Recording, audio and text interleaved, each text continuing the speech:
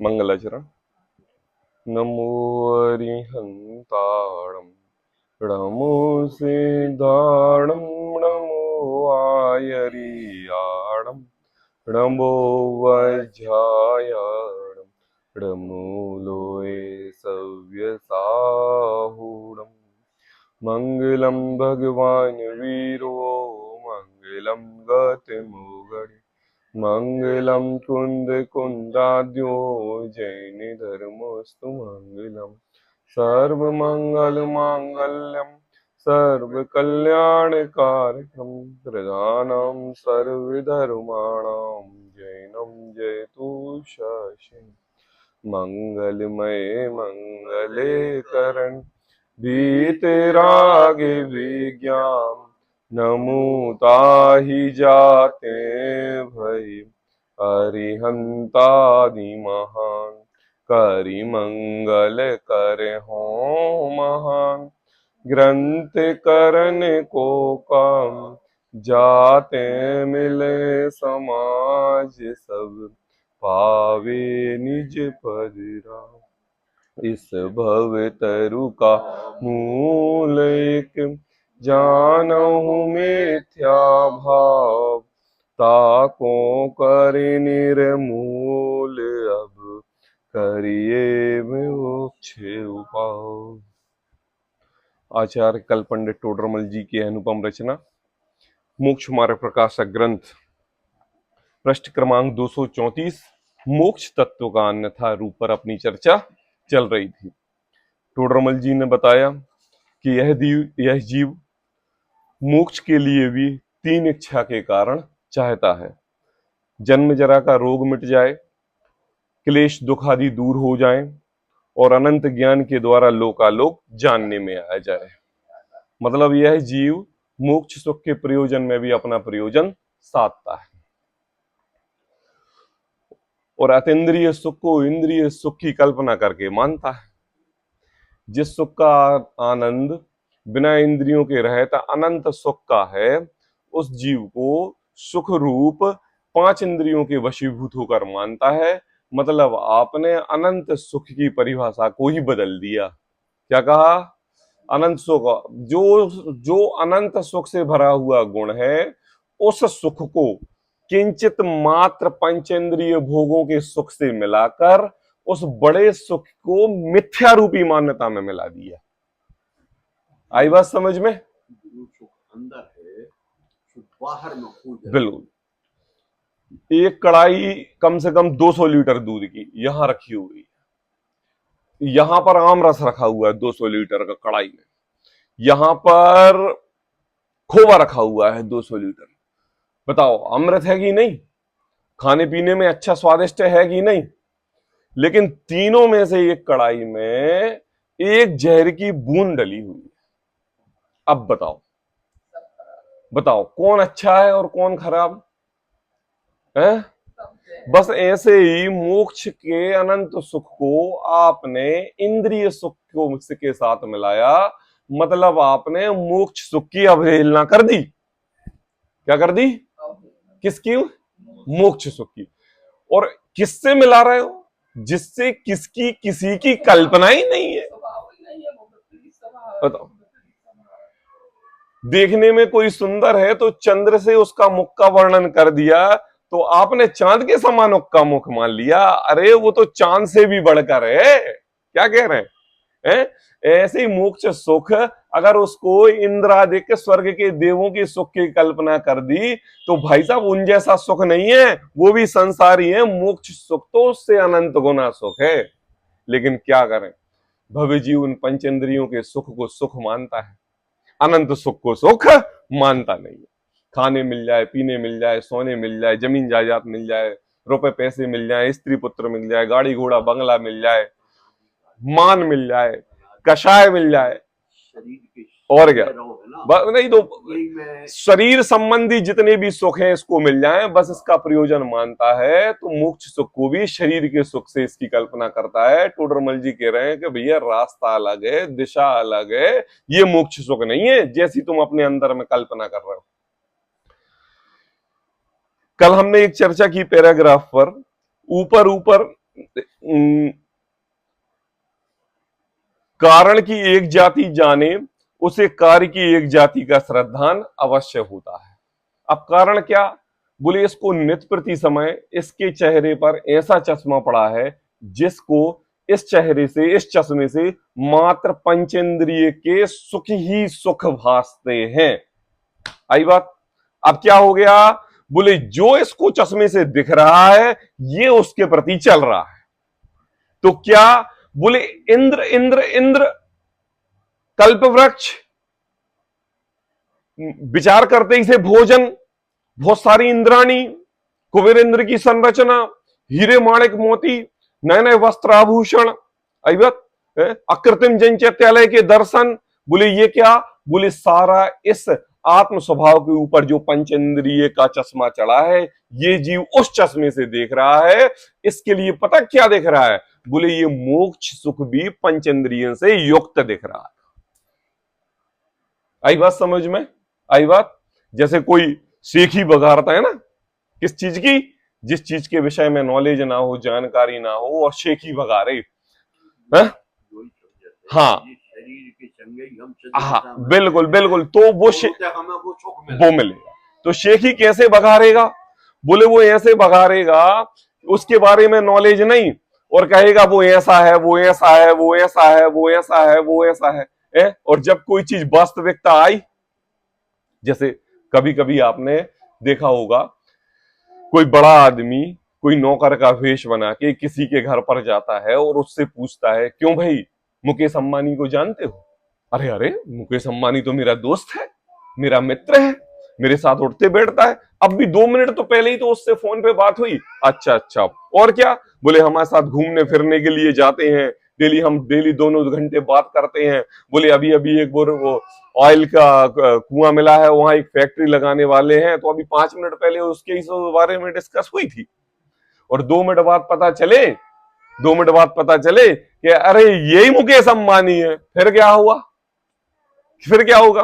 बोले ऐसे ही ये जीव मोक्ष सुख को स्वर्ग के सुख की कल्पना करके स्वर्ग के सुख जैसा मोक्ष का सुख मानता है। टोडरमल जी कह रहे हैं कि भैया रास्ता अलग है, आप एक किंचित मात्र भी अंश मोक्ष सुख का स्वर्ग के सुख में नहीं मिला सकते। बताओ मम्मी, इस मनुष्य भाव में किसी मनुष्य जीव की मृत्यु होती है तो कार्ड के ऊपर क्या लिखा जाता है? स्वर्गीय।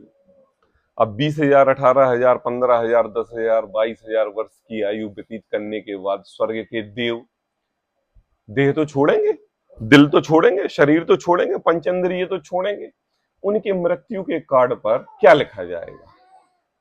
जल्दी बताओ भाई। मनुष्य के जीव तो स्वर्गवासी लिखेंगे, और स्वर्ग के जीव क्या लिखेंगे?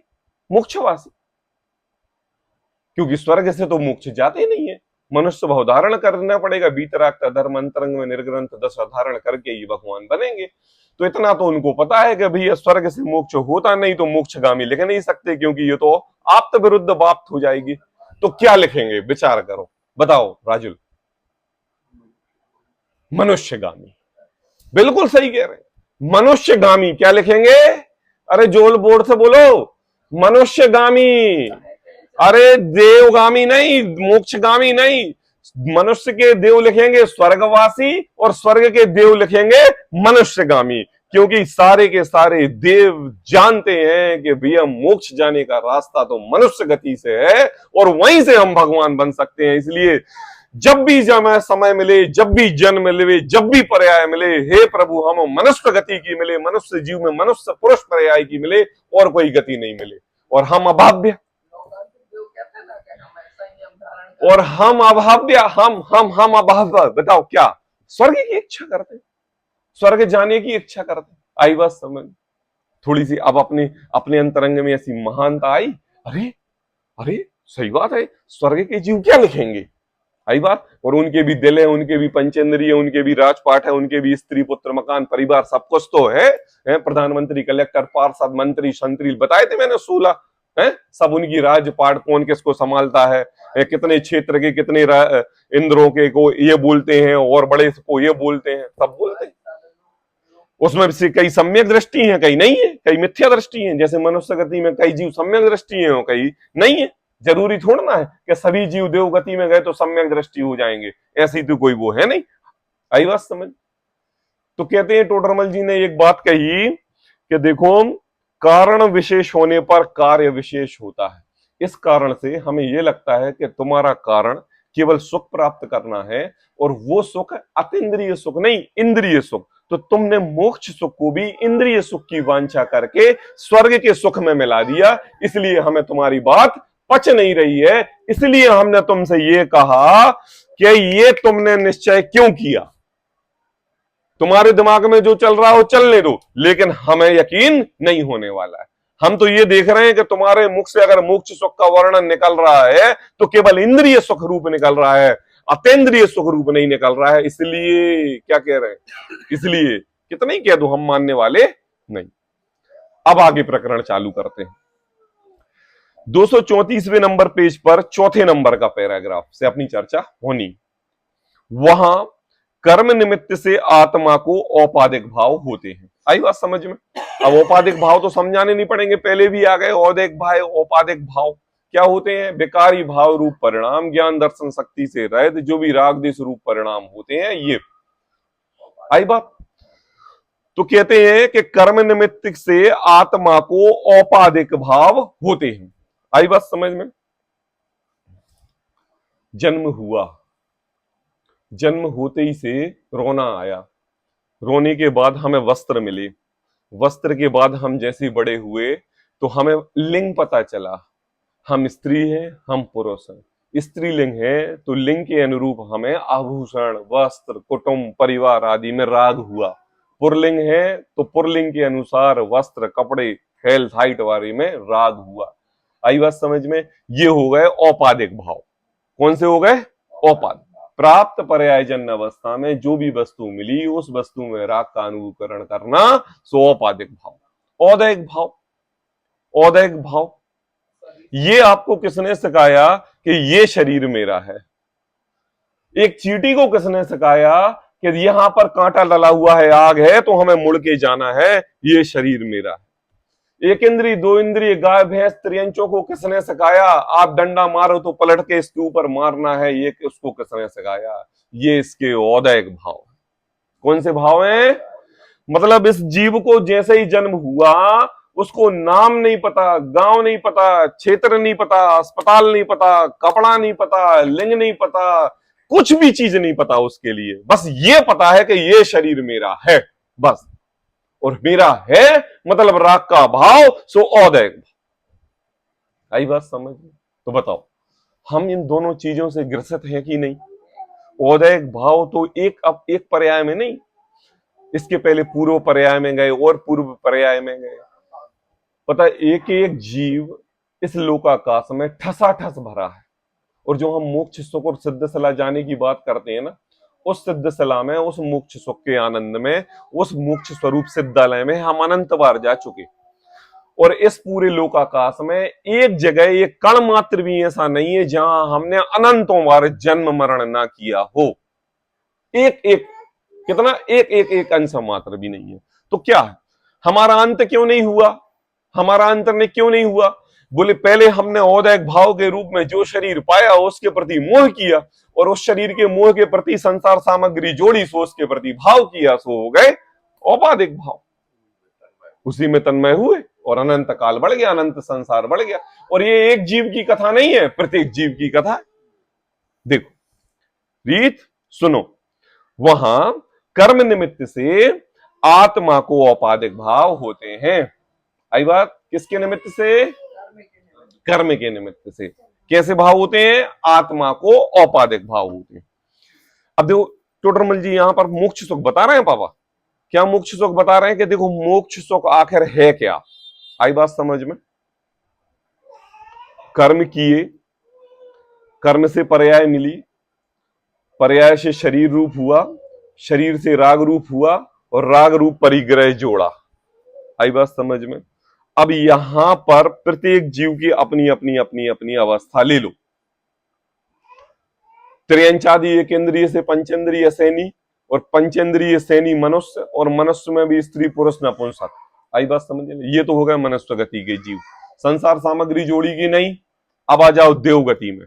स्त्री पुरुष बिना सम्यक्त के परद्रव्य मिला, सब कुछ सामग्री मिली, उसके प्रति राग किया और साम्राज्य जोड़ा की नहीं।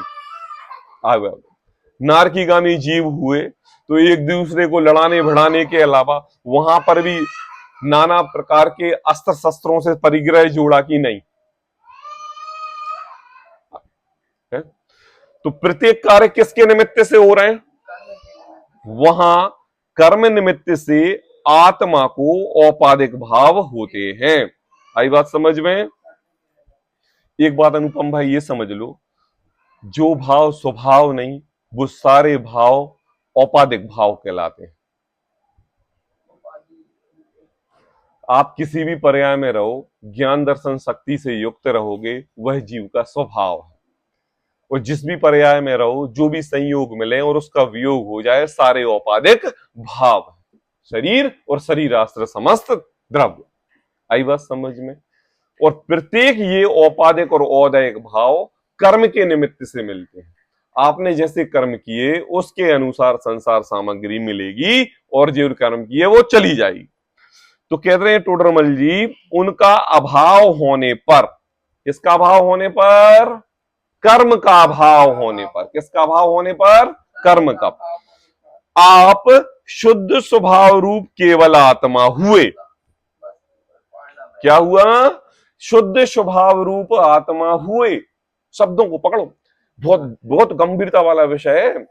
मतलब अब आप टोडरमल जी ने क्या कह दिया, तो देखो आप भीड़ में खड़े हो, आपको अपनी कीमत नहीं पता है। आप अपनी कीमत 4 वस्त्र, अपने चेहरे, अपने बाल, अपनी सुंदरता, अपनी भीड़, अपनी साम्राज्य, अपने ये सब अपनी सुंदरता मान रहे हो। टोडरमल जी ये कह रहे हैं कि ये 4 दिन की चांदनी है, चली गई तो तुम्हारी कोई इज्जत नहीं रहेगी। बड़े आदमी को सब पूछते हैं, गरीब को कोई नहीं पूछता। आई बात समझ में? अरे तो ऐसे क्या, हम मनुष्य गति के जीव हैं? अगर हमारे पास कुछ नहीं है तो हमें मनुष्य बनाया ही क्यों? तो टोडरमल जी कहते हैं कि देख भाई, तुम्हारा पता क्या है? तुम्हारी चीज वो चीज है जिसको कोई छुड़ा ना सके। तुम्हारी चीज वो चीज है जिसको कोई किडनैप ना कर सके। तुम्हारी चीज वो चीज है कि जिस भी पर्याय में रहे वो तुम्हारे साथ जाए। तो बोले क्या है? बोले तुम्हारा ज्ञान दर्शन, तुम्हारा शुद्ध स्वभाव। कौन सा स्वभाव? शुद्ध स्वभाव। और जहां अशुद्धता तुमने मिलाई, सो 4 गतियां। कौन सी गतियां? 4 गतियां। और जहां शुद्ध स्वभाव मिलाया, 4 गतियों से पृथक किया और शुद्ध स्वभाव समझा, सो सिद्धालय, मोक्ष। आई बताओ, अब मुझे बताओ मोक्ष कहां है? 16 स्वर्गों के ऊपर, 16 स्वर्गों के ऊपर, 9 गिरवेक के ऊपर, 5 अनुत्तर के ऊपर, सिद्धशिला, सिद्धशिला के ऊपर सिद्धालय, वहां है। कहां है? कहां है?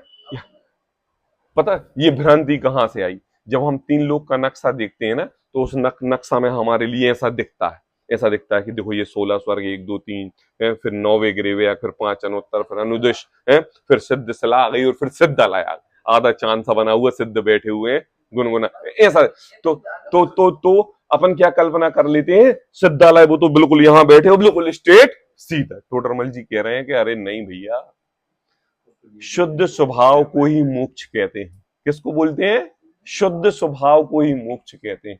जैसे औदैहिक औपाधिक भावों के कारण तुमने पर निमित्त को अपने साथ मिलाया और तुमने अशुद्धता रूप परिणाम किए तो तुम्हारा संसार बढ़ा। और जब तुमने अपने पुरुषार्थ से शुद्ध रूप परिणमन किया और अपने औपाधिक औदैहिक भावों को पृथक कर्मों की निर्जरा की और एक केवल टंकोत्कीर्ण शुद्ध स्वभाव प्रकट हुआ, बोले वो शुद्ध स्वभाव ही मोक्ष है।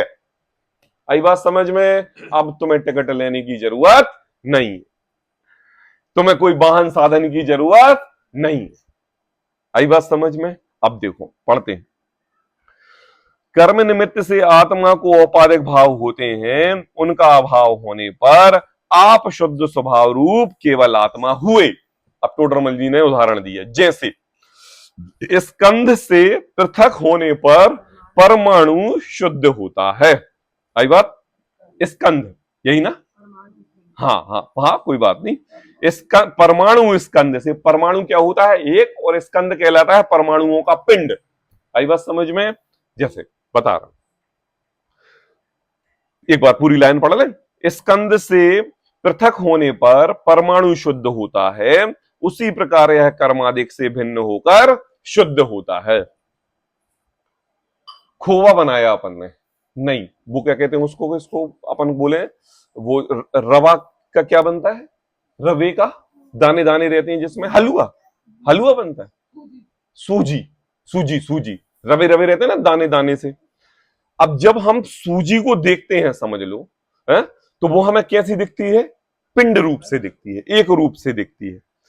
ऐसे ही ये जीव इस शरीराश्रित होके औदैक और औपाधिक भाव पूर्वक कर्मों का पिंड दिख रहा है। आई बात समझ में? दिख रहा है। आई बात समझ में? अब जब हमने उसको विशेष तौर पर देखा, तो हमने उसमें देखे कि इसमें तो बहुत सारे रवे हैं, है? और हमने देखा कि ये पिंड रूप में हमारे लिए मीठा दिख रहा है, तो हमने उसमें से एक रवा उठाया, एक रवाई को पृथक किया और जिह्वा पर रखा अपनी, और वो मीठा लगा। क्या लगा? मीठा लगा। फिर हमने क्या कल्पना की कि देखो एक रवा मीठा है, इसलिए ये पूरा का पूरा हलवा मीठा दिख रहा है। आई बात समझ में?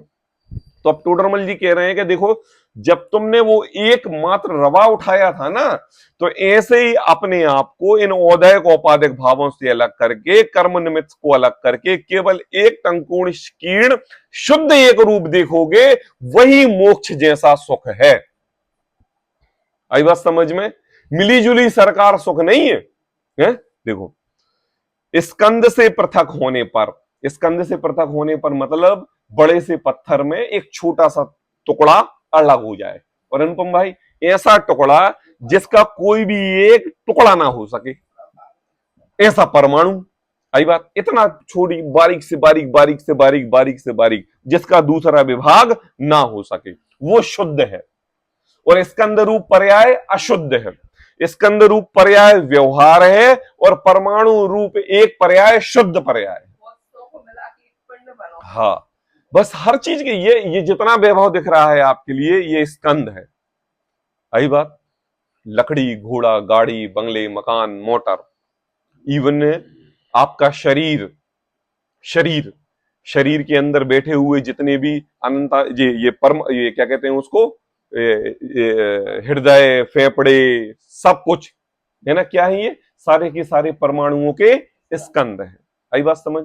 और इसमें भी अनंत अनंत जीव राशि है। कितनी राशि? अनंत अनंत। मतलब अपन एक बात ये कहें कि अनंतानंत जीव राशियों का शरीर, पिंड रूप या पुद्गल स्कंद ये शरीर है।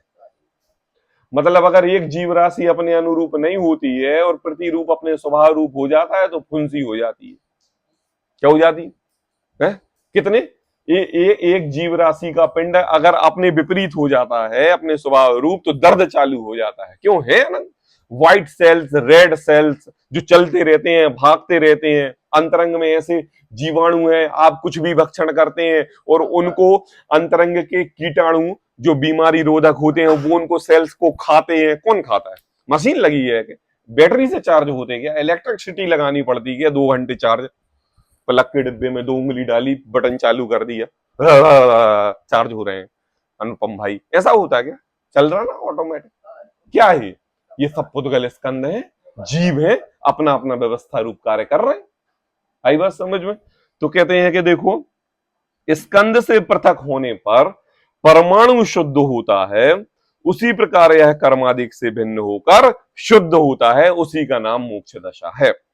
विशेषतना, अब टोडरमल जी आगे कहते हैं, वह दोनों अवस्था में सुखी दुखी नहीं है। आई बात? परंतु आत्मा अशुद्ध अवस्था में दुखी था, और उसका अभाव होने पर निराकुर लक्षण अनंत सुख की प्राप्ति हुई। समझ में नहीं आई? नहीं आई समझ में? देखो ग्रंथ, देखो, वह दोनों अवस्था में दुखी और सुखी नहीं है। आई बात समझ में?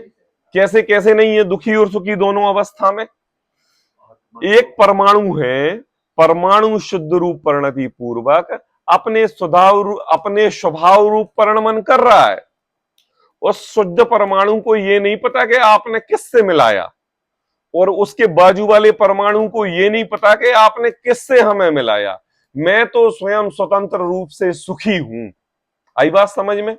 तो कहते हैं कि ना वो परमाणु, कौन सा, एक सिंगल बिल्कुल बारीक, वह दोनों अवस्था में, कैसी अवस्था में पापा, मिले हुए अवस्था में भी और ना मिले हुए अवस्था में भी कैसा है, कैसा है, सुखी नहीं है। क्यों क्यों? अब देखो, परंतु आत्मा अशुद्ध अवस्था में दुखी था और उसका अभाव होने पर निराकुल लक्षण अनंत सुख की प्राप्ति हुई। परद्रव्य को अपने स्वभाव रूप मिलाया, यह शुद्ध स्वभाव था। शुद्ध स्वभाव को परद्रव्य से जैसे इसने मिलाया और अशुद्धता आई, और अशुद्धता आई तो सुख दुख सुख दुख सुख दुख सुख दुख दुख सुख दुख चालू हो गया। तो कहते हैं कि देखो, वह परमाणु तो सिंगल मात्र दोनों अवस्था में सुखी दुखी नहीं है, ना सुखी है और ना दुखी है, ना सुखी है ना दुखी है। वो तो कैसा है, ये डिब्बा रखा, बताओ अनुपम भाई, सुखी है कि दुखी है? ये टेबल रखी, कल छोड़ के चले गए तुम, लाइट बंद की, गोडाउन का ताला लगाया और दुकान चले गए, दिन भर हाल चाल तक पूछने नहीं आए, सुबह रोते हुए दिखी तुम्हारे लिए? क्यों नहीं दिखी? ना वो सुखी है और ना वो दुखी है। आई बात समझ में? अब एक पड़ोसी आया और उसको टेबल की जरूरत थी और वो टेबल उठा के ले गया। अब अनुपम भाई ने ताला खोला और टेबल नहीं देखी, दुखी हो गए, सुखी हो गए। अच्छा दुखी, अरे कहां गई कहां गई कहां गई कहां गई कहां गई कहां गई, पता नहीं, सीसीटीवी कैमरा देखा तो राजा लेके जा रहा था। क्यों राजा, टेबल ले गए? हाँ हाँ चाचा टेबल ले गए, बर्थडे था तो केक काटना था। अच्छा ठीक, खुशी हो गए। देखो, वह परमाणु, इसलिए धीरे धीरे बोला हूं, आप ध्यान से सुनना, वह परमाणु, सिंगल परमाणु दोनों अवस्था में, इस टेबल को राजा उठा के ले जाए तो वो दुखी नहीं, अनुपम भाई रख ले तो दुखी नहीं, वो जल जाए तो दुखी नहीं, नहीं जले तो दुखी नहीं। ये पुद्गल के परमाणु, ये शरीर आश्रित पुद्गल स्कंद, जल जाए तो इस परमाणु को कोई चिंता नहीं, फुंसी हो जाए तो इस पुद्गल परमाणु को चिंता नहीं, कट जाए, फिट जाए, छिन्न भिन्न हो जाए तो इस परमाणु को चिंता नहीं, अच्छा हो जाए, सुंदर हो जाए तो इस परमाणु को चिंता नहीं, किसी प्रकार की इसको सुख दुख की चिंता नहीं। अब चिंता किसे है? पूरा जीवन इस परमाणु स्कंद और परमाणु के प्रति राग कर करके ये जीव मरा जा रहा है। चिंता किसे है? परमाणु, एक परमाणु तुम्हारे रूप नहीं हो रहा और एक परमाणु तुमसे ये नहीं कह रहा, दिन प्रति समय यह शरीर तुम्हें अपनी नश्वरता दिखाते हुए क्षण क्षण प्रति समय ये आवाज दे रहा है कि ये मैं तुम्हारा नहीं, ये मैं तुम्हारा नहीं, ये मैं तुम्हारा नहीं, लेकिन फिर तुम भी ये कहते हो कि नहीं ये मेरा है, ये मेरा है, ये मेरा है। तो टोडरमल जी जवाब देते हैं, आत्मा अशुद्ध अवस्था में दुखी था। कौन सी अवस्था में? अशुद्ध अवस्था में दुखी था। उसका अभाव होने पर निराकुल लक्षण प्रकट हुआ, वह अनंत सुख की प्राप्ति हुई। मतलब राजुल, हमने क्या मान लिया? जैसे एक परमाणु स्वतंत्र शुद्ध था, ऐसे ही हमारा आत्मा भी परमाणु रूप स्वतंत्र और शुद्ध है। बस निराकुलता यही आ गई।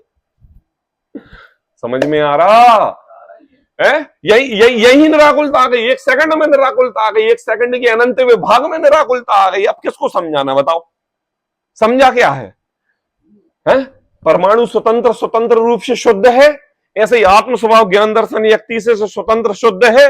विकारी रूप परिणमन करता है तो परद्रव्य को मेरा कहने लगता है, तो दुख और सुख प्रकट हो जाते हैं। जब हमने परद्रव्य को छोड़ा और मैं अपने स्वभाव में गया तो मैं ही सुख हो गया। अब मुझे बताओ, मोक्ष मिला कि नहीं? उसी अनंत सुख का नाम तो मोक्ष है, उसी अनंत सुख का नाम तो मोक्ष है। कहते हैं कि देखो, शुद्ध स्वभाव केवल भाव रूप, शुद्ध स्वभाव रूप केवल आत्मा हुआ, स्कंद से पृथक। हाँ नीचे, दोनों अवस्था में सुखी दुखी नहीं है, परंतु आत्मा शुद्ध अवस्था में दुखी था और उसका अभाव होने पर निराकुल लक्षण और अनंत सुख की प्राप्ति हुई। अब अब जो तुम इंद्रादिक के स्वर्ग के देवों के सुख को सुख की इच्छा कह रहे हो ना, अब टोडरमल जी कहते हैं इंद्रादिक को जो सुख होता है, सुख होता है किसको? इंद्रादिक को, देवों को, सौधर्मेंद्र को, कुबेर इंद्र को, इंद्राणियों को, वहां पर रहने वाले जीवों को जो सुख होता है, इंद्रों को सुख हम मान रहे हैं। हाँ हाँ हम मान रहे हैं ना, सुख है नहीं। हाँ है नहीं। और इंद्र को भी ये लग रहा है कि हम मनुष्य गति के जीवों से बहुत अच्छे हैं, वैभव साम्राज्य देख के। वो तो जब मंदारमाला मुरझाई हुई दिखती है तब उनको नश्वरता पता चलती है अपनी, है? तो कहते हैं कि देखो इंद्रादिक को जो सुख होता है, अब टोडरमल जी ने 3 शब्द कहे, बहुत ध्यान से सुनने वाले, कषाय भावों से आकुलता रूप हैं, कषाय भावों से आकुलता रूप हैं। किसके सुख? इंद्रों के सुख। किसके सुख? सौधर्मेंद्र के सुख। किसके सुख? कुबेर इंद्र के सुख। मुझे बताओ अनुपम भाई, घर में किसी की शादी हो और एक शादी का मंडप ऑर्गेनाइज करना हो, 1 हफ्ते दुकान बंद रहेगी आपकी? कैटर्स को बुलाओ, टेंट वाले को बुलाओ, कुर्सियां टेबल जमीन एक्सटी कराओ, व्यवस्था कराओ, कार्ड बट गए कि नहीं, खाने में क्या तैयार हो रहा है कि नहीं, सब्जी आ गई कि नहीं, पानी की व्यवस्था हुई कि नहीं, इतने सारे मेहमान आने वाले उनके रुकने की व्यवस्था हुई कि नहीं। ये मनुष्य गति का जीव जब एक प्रोग्राम ऑर्गेनाइज करता है तब उसकी समस्या इतनी बढ़ जाती है। पंच कल्याणक शिविरों में देखा होगा। और जो कुबेर इंद्र क्षमा शरण की रचना करे वो व्यस्त नहीं होगा? वो भी तो संसार है, वो भी तो स्वर्ग है, वो भी तो संसारी जीव, जैसे मनुष्य गति के जीव साम्राज्य कर रहे हैं वैसे ही तो वो कर रहे हैं। उनको व्यवस्था नहीं बनानी पड़ेगी, ऑर्डर नहीं देना पड़ेगा, अपने अंतरी शंतरी मंत्री बॉडीगार्डों को सुनिश्चित नहीं करना पड़ेगा। त्रियंच की कौन सी सभा है, त्रियंची बैठे वहां पर, मनुष्य की कौन सी सभा है, वॉलंटियर लगे हुए हैं, द्वारपाल लगे हुए हैं। एक्सीलेटर पे जाओ और बूढ़ी अम्मा वगैरह स्टेशनों पे जाती हैं तो एक्सीलेटर से गिर जाती हैं, तो वहां पर एक वॉलंटियर खड़ा किया जाता है कि इनको व्यवस्थित इस पर चढ़ाया जाए कि ये ताकि ऊपर पहुंच जाए। और समुद्रण की रचना करने के लिए जाए और इतनी सारी सीढ़ियां देखें तो घबरा जाए आदमी। तो उनको बताया जाता है कि भैया एक पैर तो रखो, अपने आप ऊपर पहुंच जाओगे। व्यवस्था चाहिए कि नहीं? व्यवस्था चाहिए कि नहीं? सौधर्मेंद्र है, कुबेर इंद्र को ऑर्डर दे रहा है और कुबेर इंद्र नहीं माने तो सौधर्मेंद्र को आकुलता रहती है कि नहीं? समुद्रण की रचना हुई कि नहीं है? भगवान तीर्थंकर का जन्म होने वाला है तो 6 महीने से कुबेर इंद्र रत्नों की वर्षा कर रहा है, तो व्यवस्था बनानी पड़ेगी कि नहीं? अरे तीर्थंकर प्रभु परमात्मा का जन्म होने वाला है, जिनका नाम युगों युगों तक दिया जाएगा। ये जीव अनादि काल से अनंत काल तक भगवान बनेंगे तो इन्हीं को देखकर बनेंगे, तो उनकी व्यवस्था में तो कुछ कार्य करना पड़ेगा कि सारा ऐसा ही हो जाएगा। और बिना व्यवस्था, बिना कषाय भाव के होती नहीं है। और तुम जो इंद्रों के सुख को सुख की साम्राज्य समृद्धि कह रहे हो, तो टोडरमल जी कह रहे हैं कि भैया वहां के सुख भी बिना आकुलता के नहीं है, क्योंकि प्रत्येक कार्य कषाय भावों से आकुलता रूप ही है। थोड़ी वह परमार्थ से दुख है ना। अभी तो अतः वह परमार्थ मतलब पापा, परमार्थ मतलब ये स्वभाव रूप से दुखी है। परमार्थ मतलब क्या है? करेले की नीम को कितना ही धो लो कड़वी ही रहेगी। स्वर्ग के सुख की वांछा करके स्वर्ग के सुख की कितनी भी कल्पना कर लो, वहां पर स्वर्ग का सुख दुखी लगेगा। क्या लगेगा? दुखी लगेगा। और अनुपम भाई, तुम स्वर्ग के सुख को मिथ्या कल्पना करके मोक्ष सुख से जोड़ रहे हो, ये कहां की बुद्धिमानी है भाई? और कौन जीव? ऐसा जीव जो शास्त्र पढ़ रहा है, स्वाध्याय कर रहा है, जिनवाणी से ओतप्रोत है, एक एक ग्रंथ इसने पढ़े हैं, कुंद कुंदाचार्य के स्वभाव को जानता है, अमृत चंद्राचार्य की वाणी को जानता है, वो जीव ऐसा कह रहा है। कहते हैं कषाय भावों से आकुलता रूप है, अतः वह परमार्थ से दुखी है। इसलिए उसकी और इसकी एक जाति नहीं है। किसकी रीत? स्वर्ग के सुख की और मोक्ष के सुख की एक जाति नहीं है। पापा जाति कुंडली नहीं मिल रही, विवाह नहीं होगा। क्या हो गया? कुंडली नहीं मिल रही, जीवन यापन नहीं होगा। अरे कुंडली नहीं मिल रही है, जो मोक्ष सुख की कल्पना स्वर्ग के सुख के कर रहे हो भाई साहब, अनंत सुख की तुम्हें प्राप्ति नहीं होगी, जीवन भर ऐसे ही रहोगे। ये है एक जाति नहीं है। आई बात समझ में? और जाति तो हम बहुत अच्छी तरह से समझते हैं। तो टोडरमल जी ने कहा जाति नहीं है, मतलब कि ये विजातीय कहला, स्वभाव से विपरीत। क्या कहा? स्वभाव से विपरीत। वहां स्वर्ग सुख का कारण प्रशस्त राग है। क्या कहा टोडरमल जी ने? वहां स्वर्ग सुख का कारण प्रशस्त राग है और मोक्ष सुख का कारण बीतराग भाव। अब लो, अब मिला लो, राग सो संसार, बीतराग भाव सो मोक्ष। और तुमने बीतराग भाव में राग बुला रहे हो। बोले तुम तो ये क्या कर रहे हो, हैं? इतने बड़े कुएं में जहर की बूंद मिला रहे हो। आई बात समझ में? मछलियां तो मरेंगी और पीने वाले लोग भी मरेंगे। स्वर्ग के सुख की वांछा करके मोक्ष सुख की कल्पना कर रहे हो ना, तो ये जीव स्वर्ग जाएंगे तो वहां भी अपना अनंत संसार बनाएंगे और आके फिर से इसको मनुष्य गति का जीव बन के भगवान बनना पड़ेगा। इसलिए हे प्रभु, दोनों की जाति अलग, साम्राज्य अलग, रास्ते अलग, तो मिलाने की कोशिश क्यों कर रहे हो? क्या कहा? क्या कहा? वहां स्वर्ग सुख का कारण प्रशस्त राग और मोक्ष सुख का कारण बीतराग भाव रूप है। प्रशस्त राग पता है? अत्यधिक राग, शुभ राग। आई बात समझ में? और मोक्ष सुख का भाव बीतराग भाव। इसलिए कारण में विशेष है। क्या कहा? क्या कहा? मूल में ही भूल है, मूल में ही भूल है। मूल में भूल है कि नहीं? कहते हैं इस कारण मूल में ही भूल है, इस कारण, इसलिए कारण में विशेष है, परंतु ऐसा भाव इसको भाषित नहीं होता। मूल में ही भूल है। किसी के सुख को किसी के सुख के साथ मिला के किसी सुख की कल्पना कर रहा है। टोडरमल जी कह रहे हैं कि भैया बीतराग भाव रूप स्वरूप भगवान आत्मा अपने अंतरंग में है, उसकी ओर दृष्टि डाल तो तुझे कोई ट्रेन पकड़ने की जरूरत नहीं है, तेरे अंदर में ही मोक्ष है और यही सिद्ध सिला है। तो कहते हैं इसलिए मोक्ष का भी इसको सच्चा श्रद्धान नहीं है। इस प्रकार इसको सच्चा तत्व श्रद्धान नहीं है। देखो क्या कहा टोडरमल जी ने, इसलिए मोक्ष का भी इसको सच्चा श्रद्धान नहीं है, इस प्रकार इसको सच्चा तत्व श्रद्धान भी नहीं है। कौन सा तत्व श्रद्धान? जीव अजीव आश्रव वंद संवर निर्जरा मोक्ष, उन्हीं की चर्चा चल रही है ना यहां पे। तो कहते हैं उनका भी श्रद्धान नहीं। इसलिए समय सार में कहा है अभव्य को तत्व श्रद्धान होने पर भी मिथ्या श्रद्धान ही रहता है। अब लो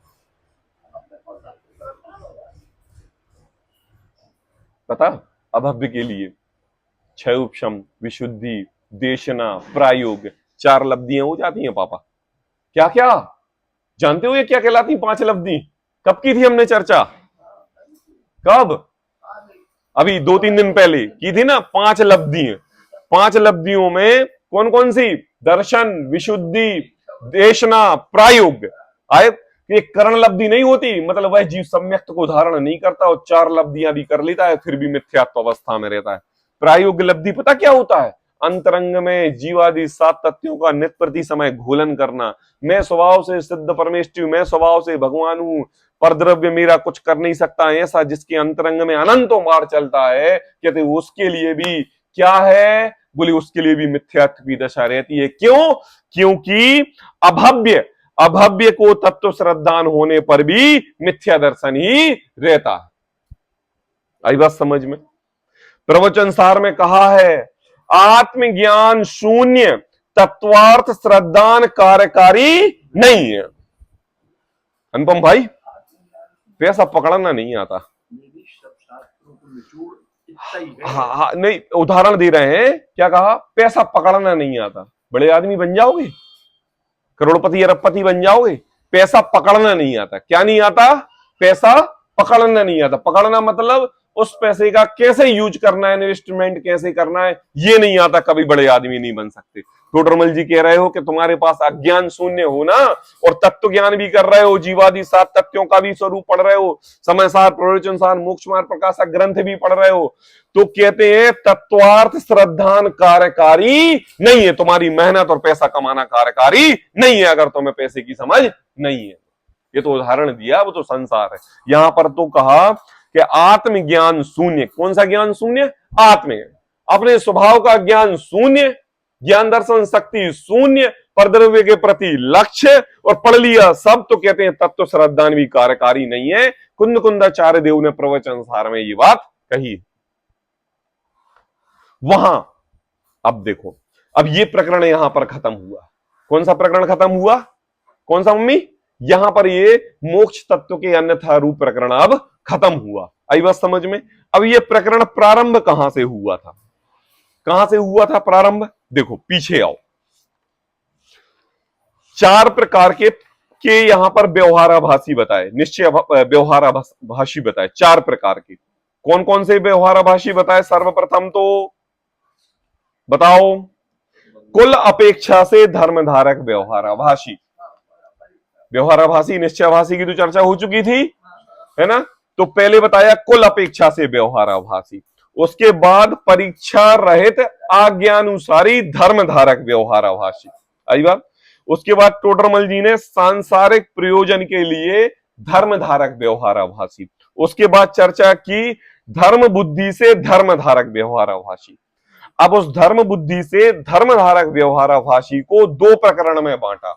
एक देव शास्त्र गुरु के संबंध में अतत्व श्रद्धान, और फिर जीवादि सात तत्वों के रूप में अतत्व श्रद्धान।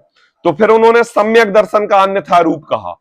धर्म बुद्धि से भी, धर्म बुद्धि में भी तीन प्रकार के भेद किए। सम्यक दर्शन का अन्यथा स्वरूप, सम्यक ज्ञान का अन्यथा स्वरूप, सम्यक चारित्र का अन्यथा स्वरूप। फिर सम्यक दर्शन में देव शास्त्र गुरु का अन्यथा स्वरूप और जीवादि सात तत्वों का अन्यथा स्वरूप। तो देव शास्त्र गुरु का अन्यथा स्वरूप की चर्चा कर चुके, और फिर अपन जीव अजीव आश्रव बंद संबंध निर्जरा के तत्व श्रद्धान की चर्चा कर रहे थे। अब यहां पर ये धर्म बुद्धि से धर्मधारक व्यवहाराभासी का एक सम्यक दर्शन की मिथ्या मान्यता रूप प्रकरण समाप्त हुआ। अब आई बात, क्योंकि अगला चैप्टर क्या है? सम्यक ज्ञान का अन्यथा रूप, है ना? तो अभी इस पैराग्राफ में टोडरमल जी ने इन चारों व्यवहाराभासी का एक सामान्य रूप से विवरण करके एक वाक्यांश लिखा, है ना? है ना? जिसमें सात तत्व भी आ गए, देवशास्त्र गुरु भी आ गए, और सांसारिक रहित प्रयोजनार्थ, धर्म बुद्धि से धर्मधारक, परीक्षा रहित और कुल अपेक्षा से धर्मधारक व्यवहाराभासी भी आ गए। सारे यहां पर आप ले लेना। अब पढ़ते हैं। वहां व्यवहार दृष्टि से इसी सम्यक दर्शन के 8 अंग कहे हैं। आई बात, पढ़ा लिखा है शिष्य, है? निशंकित, निकांक्षित, निर्विचिकित्सा, उपगूहन, और निशंकित, निकांक्षित, निर्विचिकित्सा, उपगूहन, और कौन कौन से? अमूल दृष्टि और प्रभावना, वात्सल्य। आई बात, ये 8 अंग कहे ना, तो ये सम्यक दर्शन के 8 अंग हैं। मतलब सम्यक दृष्टि जीव इन 8 अंगों का धारी होता है। आई बात, लेकिन भेद सो व्यवहार और सम्यक दर्शन तो एक नित्य स्वयं सिद्ध आत्मा के रूप परिणति करना, सो वो सम्यक दर्शन है। लेकिन व्यवहार से संसारी जीवों की अपेक्षा से कहा जाता है निशंकित, निकांक्षित, निर्विचिकित्सा, अमूल दृष्टि, उपगूहन, वात्सल्य और प्रभावना। तो कहते हैं व्यवहार दृष्टि से इसी सम्यक दर्शन के 8 अंग कहे, उनको यह पालता है। आई बात समझ? पढ़ा है ना? पढ़ा है। सम्यक दर्शन प्राप्त करना है, और सम्यक दर्शन प्राप्त करना है तो इस जीव को ये पढ़ना पड़ेगा। तो इसने पढ़ लिया और इनको पालने लगा। आई बात समझ में? पालने लगा मतलब जो स्वभाव की दृष्टि होनी चाहिए इस जीव ने पर्याय दृष्टि से धारण कर लिया। आई बात समझ में? हाँ, पालना, हाँ पाल। अब आप कहते हैं पालता है, और 25 दोष कहे हैं उनको टालता है। 25 दोष कहे, कौन कौन से 25 दोष कहे? कौन कौन से 25? 8 मद, रूप का बल, मद का मद, रूप का मद, कुल का, जाति का मद, 3 मूर्ताएं, देव मूर्ता, गुरु मूर्ता, है ना, शास्त्र मूर्ता, और 6 अनायतन। आई बात, कुगुरु कुदेव कुदार में जाना और इनके लोगों के मानने वालों की बात सुनना, और शंकादि 8 दोष। आई बात, तो ये कहते हैं कि बोले 25 दोष कहे हैं तो इनको टालता है। अरे ये नहीं करना, अरे ये नहीं कहिए, धोखे से भी कुदेवों की पूजा ना हो जाए, धोखे से भी। देखो हर चीज का ध्यान रखता है ये व्यवहार से। और कहा है संवेग आदि गुण कहे हैं। कौन से गुण कहे हैं संवेग आदि? चार, नहीं चार। प्रशम, संवेग, अनुकंपा और अस्तिक्य। आई बात? आस्तिक्य। प्रशम में होता है शांत स्वभाव होना, संवेग होता है 12 भावना का चिंतन करना, अनुकंपा होता है दया पालना, और आस्तिक्य होता है श्रद्धा करना। तो कहते हैं कि देखो संवेग आदि गुण कहे हैं उनको धारण करता है। अनुपम भाई, सम्यक दर्शन की प्राप्ति करनी पड़ेगी तो क्या करना पड़ेगा? 8 अंग को पालना पड़ेगा, 25 दोष को टालना पड़ेगा, संवेग आदि गुण धारण करने पड़ेंगे। आई बात? फिर तुम सम्यक दृष्टि कहलाओगे। लेकिन एक चीज है, क्या कहा? हम तुम्हें सम्यक दृष्टि तभी नाम बोलेंगे जब तुम्हारा पूर्ण रूप से श्रद्धान आत्मज्ञान के रूप होगा। वरना जैसे बिना बीज बोए बिना खेत के सब साधन करने पर भी अन्न नहीं होता, उसी प्रकार सच्चा तत्व श्रद्धान हुए बिना सम्यक नहीं होता। अब लगा लो, सब लगा लो। बारात लग गई, दूल्हा नहीं है। अब लगा लो बारात। क्या कहा है? जिन परमेष्ठी का पंच कल्याणक होने वाला है, जिन अरहंतों का पंच कल्याणक होने वाला है, उनकी प्रतिमा नहीं है। अब कर लो पंच कल्याणक, लगा लो, सब शून्य है।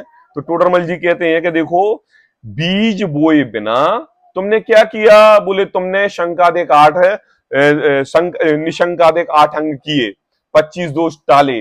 आई बात समझ में? संवेगादि गुण पाले, लेकिन सम्यक्त को अपने आत्म स्वभाव को धारण नहीं किया तो सब कुछ शून्य के बराबर है। बिना बीज के खेत के सारे साधन कर दिए। आई बात? उड़ाई, गुड़ाई, बोनी, बखन्नी, बोनी नहीं बखन्नी, बोनी भी की, ट्रैक्टर चलाया, बीज नहीं डाला, केवल खाद की बोरी डाल दी, उसमें पानी दिया है, फिर कचड़ा उंगाया, फिर थ्रेसर लिया, हार्वेस्टर चलवाया, और फिर गए बोरे में अनाज नहीं आ रहा है? तो कहते हैं उसी प्रकार सच्चा तत्व श्रद्धान हुए बिना सम्यक नहीं होता। इसी प्रकार सेम टू सेम पंचास्ती का व्याख्या में जहां अंत में व्यवहाराभास वाले का वर्णन किया है, वहां ऐसा ही कथन किया गया है। आई बात समझ में? टोडरमल जी ने बताया कि देखो, अब और कुछ भी तुम्हें जानना हो तो पंचास्तिकाय की व्याख्या में व्यवहाराभास वाले प्रकरण में इसी बात को और डिटेल में दिया गया है, वहां से जान लेना। टोडरमल जी ने यह बात क्यों कही? क्योंकि अब हमने पूर्ण रूप से सम्यक दर्शन के अन्यथा रूप की विस्तृत चर्चा तुम्हारे सामने कर दी है। अब और आपको समझ में आ गया कि देखो भाई, जिस हम सम्यक दर्शन के रास्ते पर चल रहे हैं, वास्तव में वो सम्यक दर्शन का रास्ता नहीं है। यथार्थता से तो अपने अंतरंग में आत्म स्वभाव का ज्ञान ही सम्यक दर्शन है, उसका श्रद्धान ही सम्यक दर्शन है, उसका ज्ञान ही सम्यक ज्ञान है, और उस रूप आचरण ही सम्यक चारित्र है। अब कल अपना सम्यक ज्ञान के अन्यथा रूप का प्रकरण यहां पर प्रारंभ करेंगे। ठीक है ना? आज के लिए इतना ही। सहजानंदी शोध्य